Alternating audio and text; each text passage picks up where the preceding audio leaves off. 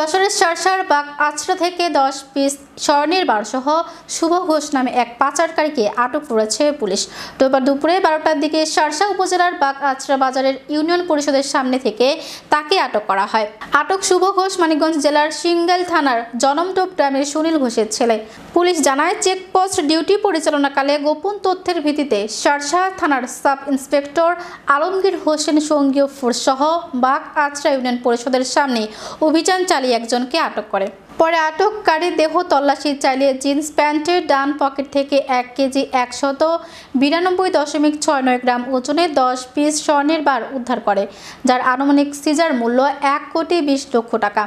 নাভারণ সার্কেলের সহকারী police super Nishat Al Nahiyan আটকের বিষয়টি নিশ্চিত করে জানান, আটককৃতের বিরুদ্ধে আইনগত ব্যবস্থা প্রক্রিয়াধীন আছে। সংবাদ পায়, চেকপোস্ট ডিউটি করছিল, সে একটা সংবাদ পায় যে মাদক আসছে। সে কারণে সে ইউনিয়ন পরিষদ বাগাসা ইউনিয়ন পরিষদের সামনে যায় এবং একজন আসামিকে আটক করে। আটক করলে তার সাথে কথাবার্তা বলে সে জানতে পারে যে তার কাছে স্বর্ণ আছে। তখন সে ওসিকে জানায়, ওসিকে জানালে ওসি তৎক্ষণাৎ স্পটে যায়, তার সাথে কথা বলে জানতে পারে যে তার কাছে স্বর্ণ রয়েছে।